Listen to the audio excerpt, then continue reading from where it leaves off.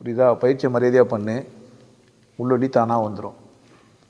என்னை விட ஒரு அற்புதமான ஒரு குரு உனக்கு கிடைக்க முடியாது. நான் சொல்கிறேன், நான் தேடினேன். நான் ஏன் இப்படி ஆனேன் அப்படின்னு கேட்டால், நான் தேடினேன், எனக்கு இப்படி ஒருத்தன் கிடைக்கல. இதில் வர அவர் புக்கை மட்டும் படிச்சுட்டு பேட்டன் ரைட்டு வாங்கிக்கிறாருன்னு நான் தேடி நானே உருவாக்குறது. இதுக்கு நான் பேட்டன் ரைட்டு வாங்கணும்? பேட்டன் ரைட்டுன்ற ஒன்று இல்லாத ஒரு விஷயத்துக்கு எப்படி பேட்டன் ரைட்டு வாங்க முடியும்? புறம்போக்கு இல்லை, வேறு யாரையும் செய்ய முடியாது. இதை வேறு யாருக்கிட்டையும் போய் நீ அடையவும் முடியாது. சும்மா அதெல்லாம் வேறு எங்கன்னா போய் அடைஞ்சிருப்பேன். போன ஜென்மத்தில் எதனா கர்மம் பண்ணிட்டு வந்திருப்பேன். அப்போ கூட நீ என்ன பண்ண முடியாது.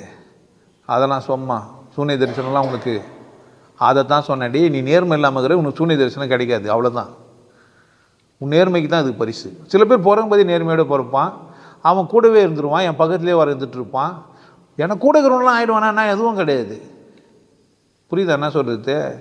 காலைல கூட அந்த பாட்டு சொல்லியிருந்தோம், உடன் பிறந்தார் சுற்றத்தார் என்றிருக்க வேண்டாம். ஏன்?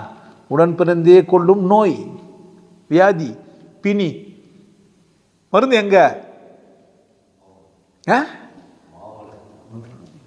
மலையில். அதனால் புரிஞ்சு வச்சுக்கணும். நான் ஒரு மலை, அண்ணாமலை.